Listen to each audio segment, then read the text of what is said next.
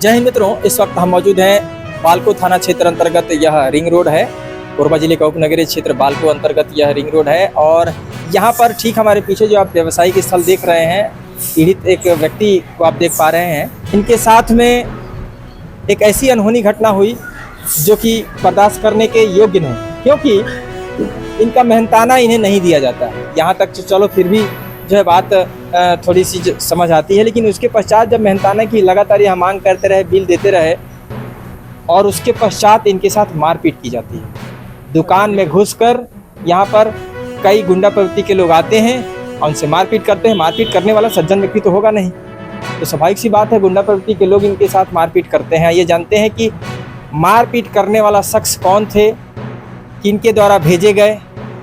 आइए जानते हैं इनका क्या नाम है और क्या कुछ इनके साथ हुआ। अपना परिचय दीजिए। नसीम बारिक। नसीम बारिक जी, किस कंपनी का पैसा आपके बकाया है? GS transport. क्या काम किया था उनके लिए आपने? ये डाला वाला काम किया था सर। अच्छा, तो डाला का काम किया था आपने कितने दिन पूर्व? वो किया था, मेरा पहले कंपनी में काम भी कर चुका हूँ मैं, मंथली में, बेसिक में। तो फिर बोला, फिर इसके बाद हम लोग बाहर निकल गए, तो बाहर में करने लगे बिल में। तो बिल में बोला ठीक है पैसा मिल जाएगा, पहले बकाया तो पहले ये पेंडिंग वाला, फिर इसके बाद काम करवाते गया, काम होते ही गया उनका। तो बोला बकाया जो पेंडिंग वाला पैसा बाद में देने लगे, बोला मिल जाएगा मिल जाएगा। फिर मैं पैसा मांगने गया तो उन लोग हाथ पीट मार दिए, पता पाई किए, मारने लगे। गाली गलौज भी की? गाली गलौज किए हैं। तो मतलब ऑफिस में ही उनके आपको मारा गया? हाँ, नहीं, वो आया, बोला कि आ रहा हूँ मैं, वहीं मारूंगा तेरे दुकान पे ही। तो मैं दुकान में आया, पहले मारा, तो वो कंपनी ले गए, तो उधर भी मारे हैं उन लोग। और फिर लेकर भी गया? जी, वहाँ यहाँ इनका टाटा एजेंसी है, वहाँ पर। किस चीज़ में लेके गया? वो बाइक से ही गया। आपको बाइक से लेकर? जी, मैं पहले यहाँ मारपीट किए? जी, बोला मैं पूछवा दूंगा, तो ऐसा हम लोग नहीं बोले कुछ। तो बोला गया वहाँ मारपीट, वहाँ भी मारपीट? जी, वहाँ मारपीट किया, गंदी गंदी गाली दी है। अच्छा। और फिर इसके बाद हमको वो कुछ पैसा बाकी था तो वो दिए। फिर इसके बाद बोला कि तेरा पैसा मिल जाएगा, उसके रिकॉर्डिंग है मेरे पास, रखा मोबाइल में। अब कितना बाकी है? अब 40,000 रुपया बाकी है। इसकी शिकायत कंप्लेन कभी कहीं किया? कर दिए सर, बालको थाना। और कितने दिनों पूर्व शिकायत किया? ये सर मैं किया हूँ, ये 28 तारीख को किया था। अच्छा, ये शिकायत लिखाया? जी, शिकायत लिखाया था। कहाँ शिकायत की? सिर्फ बालको थाने की? बालको थाना, टीआई में, और ये कोतवाली में, और लेबर कोर्ट में, वहाँ भी किया? जी सर। जुलाई में आपने इस तरह की शिकायत की, 6-7 दिन बीत गए हैं, 24 तारीख को आपने किया है, और अभी तक इस पे कोई सुनवाई नहीं हुई। कुछ रिजल्ट आया क्या आपको? नहीं सर, नहीं सर। माने रकम आपका जो है अभी भी दबा कर बैठा गया है? जी। क्या कंपनी का नाम है? GS transport. GS transport. अच्छा, तो देखिए किस तरह से जो है इनके साथ मारपीट की जाती है संबंधित ट्रांसपोर्ट कंपनी के द्वारा, और इनसे कार्य भी कराया जाता है। पैसे का जब हिसाब किताब की ये मांग करते हैं, इसका बिलिंग प्रमाण सब कुछ इनके पास है, और इनके पास उनके कुछ रिकॉर्ड्स भी हैं, ताकि जिसे साबित कर सकें कि वो बुलाया भी गया, बकाया राशि है। उनको बुलाया भी गया था। हाँ। इसी लोग में गए, वहाँ भी इनके साथ मारपीट की गई। चलो ये सोचे कि वहाँ पे जो है मुझे पैसा प्राप्त हो जाएगा, लेकिन पैसे की प्राप्ति वहाँ भी नहीं हुई। अपमान और मारपीट ही इनके साथ, अपमान और मारपीट ही लेकर वापस से आए, और तब जाकर परेशान होकर यह बालको थाने में शिकायत करते हैं। और अभी तक फिर भी इनके साथ किसी प्रकार का न्याय अभी फ़िलहाल इनको नहीं मिल पाया है। यह चाहते हैं कि इनके पैसे वापस कर दिए जाएं संबंधित जीएस ट्रांसपोर्ट कंपनी के द्वारा, और साथ ही बालको पुलिस से भी यह निवेदन करते हैं कि शीघ्र अतिशीघ्र बालको पुलिस इस मामले को संज्ञान में लेकर इनके पैसे को वापस दिला सके। क्या चाहते हैं आप? यही चाहते हैं ना? जी सर, मेरा पैसा वापस हो जाए, है ना? जी। और क्या धमकी वमकी भी देता है सर? क्या फ़ोन पे धमकी देते हैं? नहीं, फ़ोन में नहीं, ऐसे बोला था कि बालको कोरबा में दिखना मत। अच्छा, दिखना मत? हाँ, नहीं तो क्या कर लेंगे? बस समझ लीजिए सर, वो तो बोले हैं कि बालको थाने में, मतलब इधर दिखना मत, गलती से भी दिख मत जाना। कहाँ नहीं दिखना? मतलब कोरबा बालको में दिखना मत। बालको में तो आप मैं तो हूँ, मगर दिखना मत मेरे को। अच्छा, मतलब उनको मत दिखना? हाँ। मतलब इस तरह की धमकी धमकी दिया गया तो है। दिखेंगे तो फिर मारपीट करेंगे, हाँ, संभवतः ये जी, कहना है। उसके गार्ड भी बोला है मेरे को, मैं गया था उस दिन पैसा मांगने के लिए, तो वो इसने बदला कि पैसा मांगने का आओगे देखना मारेगा, फिर न पान के मारेगा। अब देखिए कितनी घोर विडंबना है, यहाँ पर मारपीट की जाती है। उन्हें मारपीट करने का अधिकार किसने दे दिया? सवाल यह उठता है। पुलिस विभाग में यह शिकायत करते हैं तो वहाँ भी मामला अभी लंबित हो जाता है। मारपीट की जाती है, पैसे भी नहीं दिए जाते हैं, पैसे की रकम की मांग की जाती है तो मारपीट की जाती है। मारपीट पर जुर्म कायम क्यों नहीं होता? जब उनके साथ मारपीट की जाती है, जब आप शिकायत लिखाए, जिस दिन मारपीट हुई तो उसी दिन शिकायत लिखाए। नहीं सर, वो बोला पैसा दे दूंगा, तो मैं बोला 28 तारीख को मामला हुआ है 6वां महीने में, तो बोला कि ठीक है सुबह आकर के इसकी रिकॉर्डिंग रखा हूँ मैं।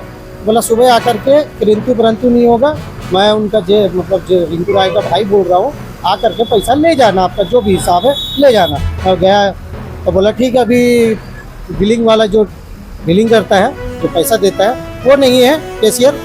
कुल मिला के आप इस विश्वास पे रह गए जी, मारपीट कर दिया गया, आप विश्वास पे रह गए कि चलिए मिल जाएगा सर, मैं 2 हाथ खा गया, पिटाई पड़ गई जो भी है, लेकिन चलो एटलीस्ट पैसा मुझे मिल जाएगा, यह सोच के आप थाने में शिकायत भी नहीं की, लेकिन पैसा भी नहीं मिला। बोला भी था कि सर कि आप थाना जाएगा तो थाना में क्या होगा, कुछ नहीं होगा मेरे हिसाब। वो रिकॉर्डिंग भी रखा हूँ मैं, वो बोला कि मेरा आधार कार्ड ले लो, अभी ले लो, सबका नाम दे देता हूँ, जाकर थाना में, मेरा थाना उठना बैठना है।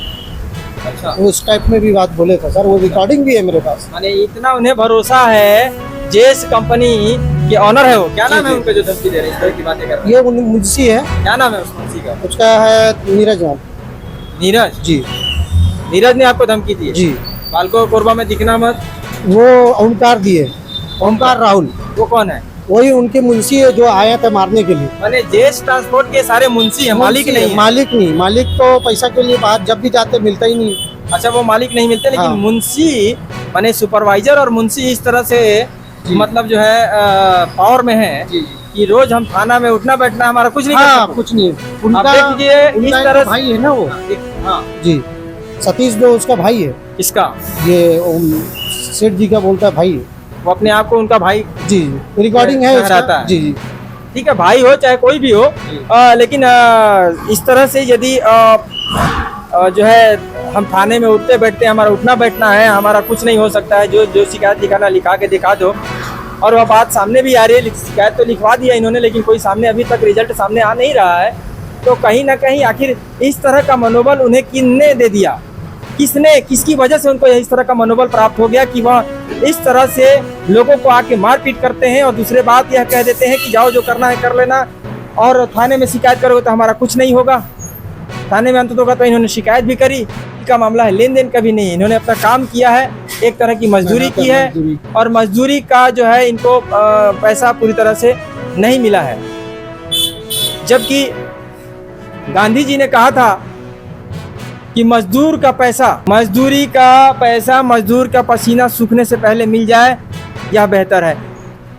तो इस तरह से चीजें जो सामने आ रही हैं, कहीं ना कहीं वह निंदनीय है, निराशाजनक है, और साथ ही मैं संबंधित क्षेत्र के पुलिस कप्तान एसपी महोदय श्री तिवारी जिससे निवेदन करूंगा कि इस तरह से थानों में यदि मामले आते हैं और वह लंबित होते हैं, और थाना प्रभारियों से मेरा निवेदन है कि इस तरह की चीज़ें यदि सामने आती हैं तो उस मामले में जो है उस मामले को संज्ञान में लेकर त्वरित निदान करने की कोशिश की जानी चाहिए, ताकि इस तरह की चीज़ें और जो आपराधिक गतिविधियां करने वाले लोग हैं, जो इस तरह की बातें कहते हैं कि हमारा थानों में उठना बैठना है, खासकर ऐसे लोगों के विरुद्ध तो तुरंत जांच कर उचित कार्रवाई करने की आवश्यकता है। ऐसे में आपराधिक गतिविधियों को बल मिलता है, गुंडा प्रवृत्ति के लोग लगातार लोगों को, सीधे साधे लोगों को धमकी देना प्रारंभ करते हैं, और जब वाकई में कार्य नहीं होता है, शिकायत और कंप्लेन करने के पश्चात, एफआईआर करने के पश्चात अगर इस तरह की चीज़ें सामने आती हैं, उनके विरुद्ध कोई कार्रवाई नहीं की जाती है, तो कहीं ना कहीं उनका मनोबल बढ़ता है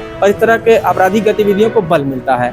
तो आशा है कि पुलिस कप्तान के साथ साथ संबंधित क्षेत्र के थाना प्रभारी भी इस मामले को संज्ञान में लेकर संबंधित मामले को जांच करेंगे और इनके साथ उचित न्याय कर इनके पैसे वापस दिलाने की बात जो है वह की जाएगी। और साथ ही यदि मारपीट की गई है तो कहीं ना कहीं यह दंडनीय भी है, इसकी भी जांच होनी चाहिए, क्योंकि मारपीट के पश्चात यह थाने में नहीं गए, वह इनकी चूक है। अगर मारपीट कोई करता है, चाहे कोई भी आश्वासन दे, आप थाने, संबंधित थाने में जाएं, अपने नज़दीकी थाने में जाएं, उसका मुलायजा कराएं, चोट की अपना परसेंटेज डॉक्टर से मुलायजा होता है जो पुलिस दे के जाती है, तब आप कहीं ना कहीं उसको प्रमाणित कर पाते हैं कि वाकई में आपके साथ मारपीट की गई है। ऐसे आप कैसे साबित कर सकते हैं कि आपके साथ मारपीट की गई है या नहीं की गई? तो ये सब चीज़ों को हमको जानने की आवश्यकता है। अब वाकई में आपके साथ मारपीट की गई है, आप कैसे साबित करेंगे? क्योंकि आप थाने में गए नहीं, आपका मुलायजा हुआ नहीं। अब मुँह से आपने बोला, मुँह से वहाँ बोलेंगे हमने मारपीट की ही नहीं। नहीं सर, तो रिकॉर्डिंग में है, बोल रहे था उनका भाई। अच्छा, रिकॉर्डिंग बोल रहे हैं जी। तेरे को मारे हैं? नहीं मारे नहीं है, बोल रहा था वही ठीक तो है, मारपीट आप साबित नहीं कर पाएंगे। जो हुआ है उसको खत्म करो, सुबह जो हुआ है से आप क्या साबित कर पाएंगे? आप नहीं साबित कर पाएंगे। मेरा हाथ जोड़कर निवेदन है ऐसे लोगों से भी कि जिनके साथ इस तरह की दुर्घटना सामने आती है, वे तुरंत पुलिस थाने में जाकर पुलिस विभाग से FIR की मांग करें और साथ ही अपने मुलाजे की मांग करें। मुलाजा तो खैर पुलिस विभाग करेगा ही करेगा। यदि आप जो है अपने संबंधित थाने में जाते हैं, पुलिस विभाग आपके चोट को देखकर आपका मुलाजा निश्चित तौर पर करता है और उसके पश्चात केस लेकर वह केस को आगे बढ़ाता है और उस मामले को संज्ञान में लेता है। निश्चित तौर पर कहीं ना कहीं छोटा मामला समझकर पुलिस विभाग ने, चूंकि इनके पास कोई प्रमाण नहीं था कि इनके साथ मारपीट की गई है, तो यह कहीं ना कहीं अभी ठंडे बस्ते में है। लेकिन फिर भी यह मामला कहीं ना कहीं जो है बड़ा इसलिए हो जाता है क्योंकि निम्न तबके का व्यक्ति, गरीब तबके का व्यक्ति, मजदूर तबके का व्यक्ति यदि अपने पैसे को दर दर भटकता है, अपने मुलाजिमत जहाँ पर उसने काम किया है, कार्य का पैसा उसे नहीं मिलता है, तो कहीं ना कहीं उस चीज़ के लिए वह भटक रहा है। तो यह निराशाजनक है। इस मामले को संज्ञान में लेकर न्याय कर इनके पैसे दिलाने की कृपा करें, संबंधित विभाग से मेरा निवेदन है। धन्यवाद। कैमरा सहयोगी पुरुषोत्तम साहू के साथ मैं प्रधान संपादक मुकेश भारती। जय हिंद।